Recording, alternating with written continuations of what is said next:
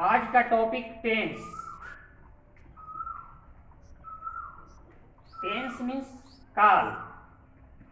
English grammar में tense 3 प्रकार के होते हैं: present tense, past tense, future tense. Present tense means वर्तमान काल, पास्ट टेंस मीन्स भूतकाल, फ्यूचर टेंस मीन्स भविष्यत काल। अब हम कैसे जानेंगे कि वाक्य प्रेजेंट टेंस से जुड़ा हुआ है, वाक्य पास्ट टेंस से जुड़ा हुआ है, वाक्य फ्यूचर टेंस से जुड़ा हुआ है? तो प्रेजेंट टेंस मीन्स वर्तमान काल। जो क्रिया, जो घटना वर्तमान काल में घटती है वो आपको प्रेजेंट टेंस में माना जाएगा। जो घटना भूतकाल में घट चुका वो आपको पास्ट टेंस में माना जाएगा। जो घटना आगे आने वाले समय में घटेगा उसकी संभावना व्यक्त किया जाएगा, वो फ्यूचर टेंस में माना जाएगा। तो ये तो थ्योरी है। प्रैक्टिकली रूप से मैं कैसे पहचानूंगा? प्रेजेंट टेंस पहचानने का नियम, प्रेजेंट टेंस पहचानने का रूल है, सेंटेंस के अंत में अगर है, हैं, हूं, हो इत्यादि लगा हुआ हो तो उसको हम प्रेजेंट टेंस मान लेंगे। जैसे रोहन खेलता है आ गया। हम लोग टहल रहे हैं आ गया। मैं तुम्हें मदद कर सकता हूं तो हूं आ गया। तुम लोग वर्ग में बातचीत कर रहे हो तो हो आ गया। ये सब अगर सेंटेंस के अंत में है तो हम प्रेजेंट टेंस मान लेंगे। अब आगे पास्ट टेंस कैसे पहचानेंगे? तो पास्ट टेंस पहचानने के लिए सेंटेंस के अंत में था, थी, थे इत्यादि लगा हुआ रहता है। इसको हम उदाहरण के तौर पर समझेंगे। रोहन खेल रहा था, लास्ट में क्या आया? था आ गया। सीता टहल रही थी, वाक्य के अंत में क्या आया? थी आया। हम लोग दौड़ रहे थे, वाक्य के अंत में क्या आया? थे आया। तो ये सब लगा हुआ रहेगा तो हम पास्ट टेंस समझ लेंगे। अब आगे फ्यूचर टेंस कैसे समझेंगे? वाक्य के अंत में गा, गी, गे, गु इत्यादि लगा हुआ रहेगा तो मैं समझ लूंगा यह वाक्य फ्यूचर टेंस से जुड़ा हुआ है। फॉर एग्जाम्पल, सीता खाना बनाएगी, यहां पर गी आ गया। मैं बाजार जाऊंगा, गा आ गया। हम लोग गरीबों को मदद करेंगे, गे आ गया। तो इससे स्पष्ट होता है कि अगर सेंटेंस के अंत में गा, गे, गी, गु इत्यादि लगा हुआ है तो मैं समझ लूंगा कि फ्यूचर टेंस है। माय डियर स्टूडेंट्स, ये तीनों रूल टेंस पहचानने का बताया। उन्हें एक बार समझ ले। प्रेजेंट टेंस में कैसे बताया, पास्ट टेंस के बारे में क्या बताया और फ्यूचर टेंस के बारे में क्या बताया। इसके लिए हॉट ट्रिक दे रहा हूं। प्रेजेंट टेंस मानना है जब सेंटेंस के अंत में है, हैं, हूं, हो। पास्ट टेंस मानना है जब सेंटेंस के अंत में था, थे, थी। फ्यूचर टेंस मानना है जब सेंटेंस के अंत में गा, गे, गी। अब आगे टेंस के 3 भेद बताया: present tense, past tense, future tense. Present tense के भेद होते हैं, पास्ट टेंस के भेद होते हैं, फ्यूचर टेंस के भेद होते हैं। तो प्रेजेंट टेंस के भी 4 भेद, पास्ट टेंस के भी 4 भेद, फ्यूचर टेंस के भी 4 भेद।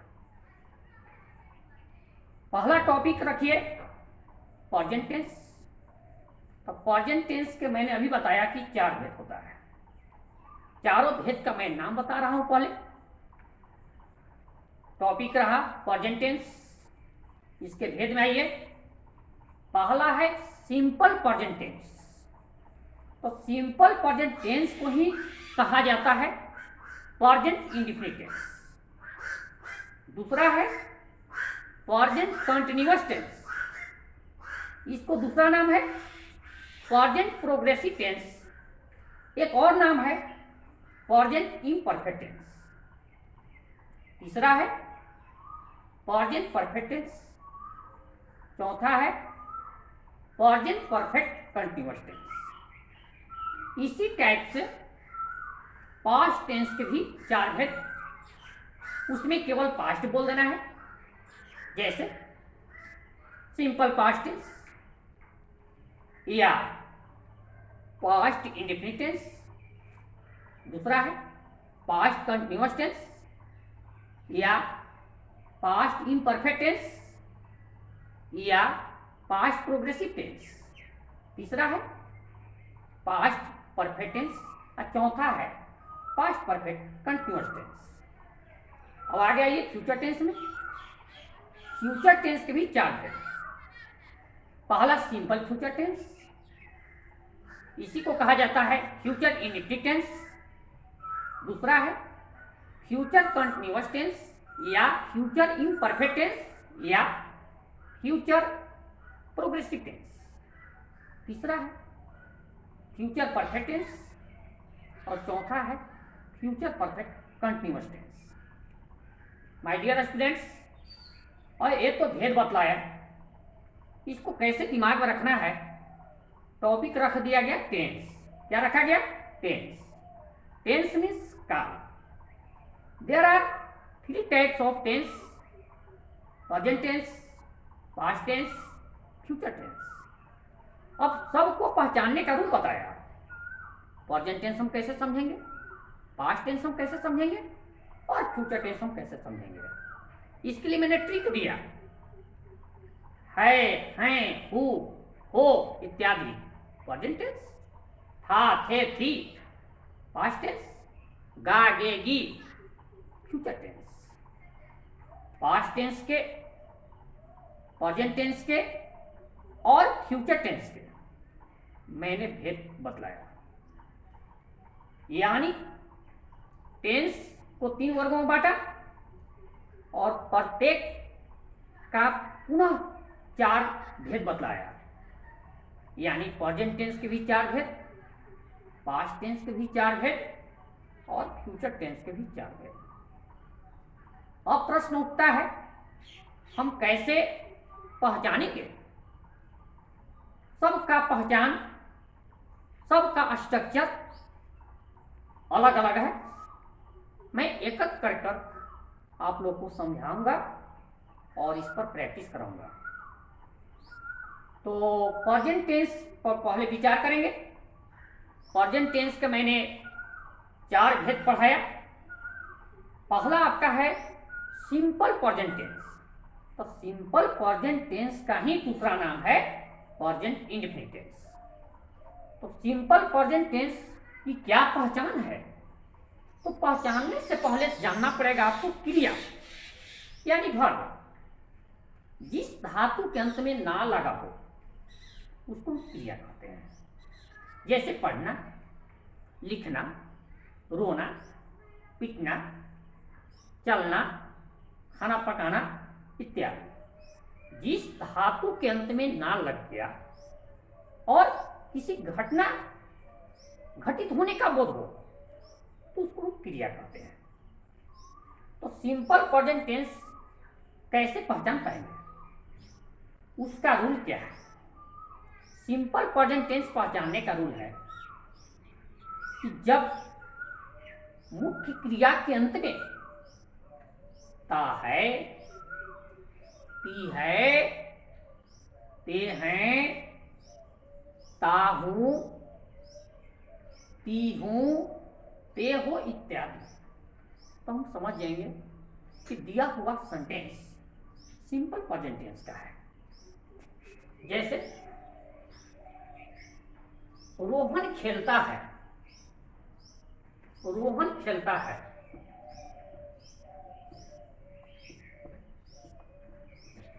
रोहन खेलता है। यहां पर खेलना, खेलना क्रिया है। कहे कि अभी मैंने बताया कि जिस धातु के अंत में ना लगा है उसको हम क्रिया कहते हैं, वर्ब कहते हैं। तो रोहन खेलता है, ता है लगा हुआ है। सीता खेलती है, हम लोग खेलते हैं, तुम लोग बातचीत करते हो।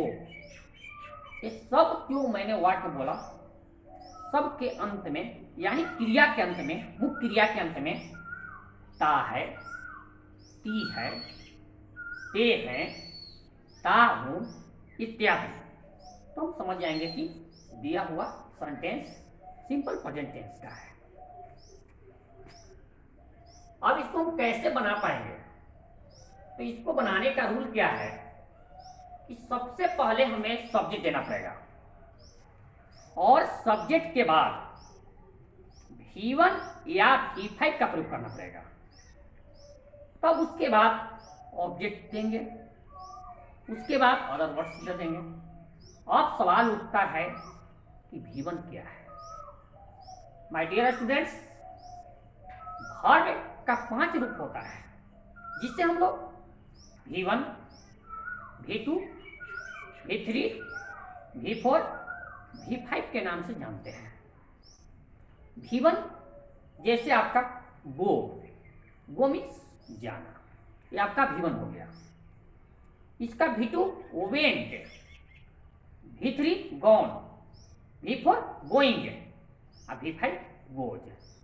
यानी V1 का मतलब कि पहला रूप। अब V5 का मतलब होता है कि वर्ब के अंत में एस या ईएस। तो कहां पर वर्ब के अंत में एस रहता है और कहां पर ईएस रहता है, यहां भी सवाल खड़ा हो जाता है। तो आमतौर पर आप लोग को याद रखना है कि अगर वर्ब के अंत में S, double S, S H, C H, O, लेकिन ओ के पहले रहना चाहिए कॉन्सोनेंट, ओ के पहले रहना चाहिए कॉन्सोनेंट, तब हम ईएस लगाकर V5 बना देंगे। जैसे गो, तभी मैंने बात बोला गो। अब अंत में क्या है? ओ है, इसके पहले क्या है? जी है, जी क्या है? कॉन्सोनेंट है। हमें V5 बनाना है, इसमें लगाना पड़ेगा ईएस, तो हो जाएगा गोज, यानी GOES। अब इसके बाद है टीच, TEACH, अंत में CH है। तो मैंने अभी बोला एस रहेगा, डबल एस रहेगा, SH रहेगा, CH रहेगा, O रहेगा इत्यादि। हमें V5 बनाना है तो ES लगाकर V5 बना देंगे। तो बनाएंगे कैसे? अभी मैंने बोला कि सब्जेक्ट तो देना पड़ेगा, उसके बाद V1 या V5 का प्रयोग करना पड़ेगा, ऑब्जेक्ट देना पड़ेगा, अदर वर्ड्स देना पड़ेगा। अब सवाल उठता है कि किस सब्जेक्ट के साथ V1 का प्रयोग करेंगे, किस सब्जेक्ट के साथ V5 का प्रयोग करेंगे। माय डियर स्टूडेंट्स, इसके लिए एकदम साधारण रूल है, हम लोग पर्सन पर विचार कर लेंगे। इस पर्सन के बारे में मैं डिटेल दे दिया है, संक्षेप में मैं बता देता हूं। जब सब्जेक्ट के रूप में, कर्ता के रूप में ही हो, सी हो, ईट हो या सिंगुलर नेम हो, तब उसके साथ हम लोग V5 का प्रयोग कर देंगे और बाकी सब्जेक्ट रहेगा तो V1 का प्रयोग करेंगे। फॉर एग्जाम्पल, मैं खाता हूं, मैं खाता हूं, तो मैं का अंग्रेजी तो हम लोग जानते हैं आई, खाना का अंग्रेजी होता है ईट। अब मैं खाता हूं, अंत में आ रहा है ता हूं। तो अभी मैंने पहचान बता दिया है तो सब्जेक्ट के रूप में क्या यहाँ पर है, आई है, आई ईट, अंत में फुल स्टॉप डाल देंगे। अब यही रहता, रोहन खाता है, तो रोहन यहाँ थर्ड पर्सन के सिंगुलर में चला गया, तो थर्ड पर्सन के सिंगुलर में कौन कौन आता है, ही, सी, इट तथा सिंगुलर नेम, वो आपका थर्ड पर्सन के सिंगुलर में आता है। तो रोहन खाता है, तो रोहन एक लड़का का नाम है, तो रोहन इट्स हो जाएगा, रोहन इट्स। मैं जाता हूं, आई गो हो जाएगा। यही रहता, सीता जाती है, तो सीता गोज। आज इतना ही रहेगा, कल मैं पुनः डिटेल में सारे पहचान और बनाने का रूल बतलाऊंगा। थैंक्स।